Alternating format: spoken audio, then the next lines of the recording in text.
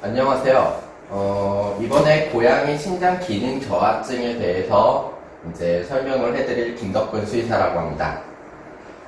진료를 보다 보면은 가장 흔하게 보는 중년형 혹은 그 노령용 고양이의 질환 중에 하나가 신장 기능 저하증인데요.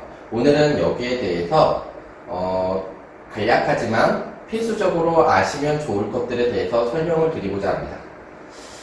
먼저 신장기능 저하증이라고 하는 거에 대해서 정의를 내려보고자 하는데요.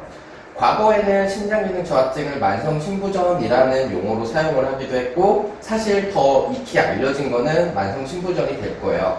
그리고 이거는 말 그대로 만성적으로 신장 기능이 감소한 상태를 의미합니다. 이 신장기능 저하증이 왜 중요하게 고양이 질환에서 중요하게 다뤄지냐면은 나이 드는 고양이에서 굉장히 많이 나타나는 질환이기 때문입니다.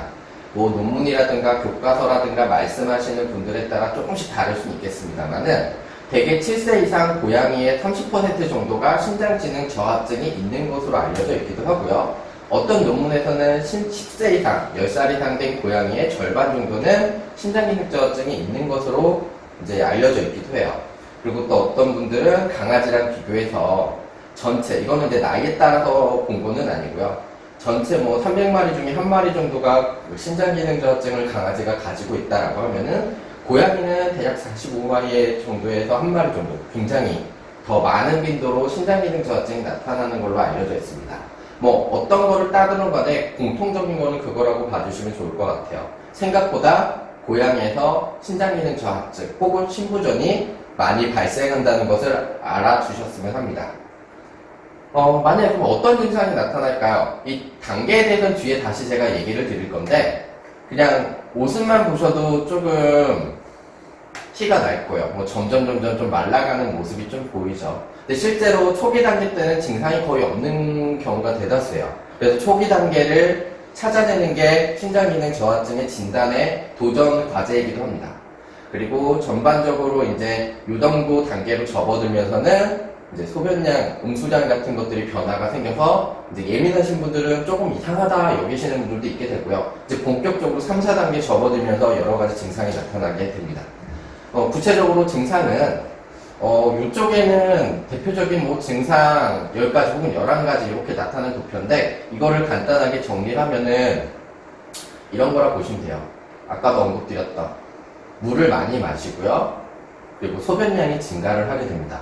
왜냐하면 신장 기능이 몸 안에 물이 많다라고 하면 신장에서 물을 내보내요. 소변으로. 반대로 몸 안에 물이 없다라고 하면은 이제 물을 이제 보존해야 되다 보니까는 이제 소변으로 물을 내보내는 양을 줄이거든요.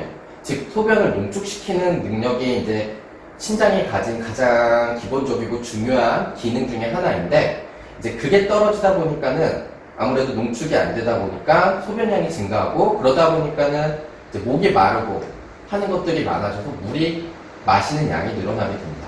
그리고 이게 좀 더 진행이 되면은 비특이적인 증상들이 나타나요. 꼭 신장뿐 아니라 다른 질병이 있을 때도 발생할 수 있는, 밥을 안 먹는다든가, 뭐 모질이 나빠진다든가, 탈수가 생긴다든가, 혹은 뭐 구토설사 같은 위장관계 장애 같은 것들도 생기게 되고요. 조금 더 본격적으로 진행이 되면 신장 관련된 합병증들이 나타나게 됩니다. 그러면 왜 신장 기능 저하증이 생길까요? 라고 하는 것들이 있는데, 사실 이 모든 것들이 원인이 될 수는 있기는 해요.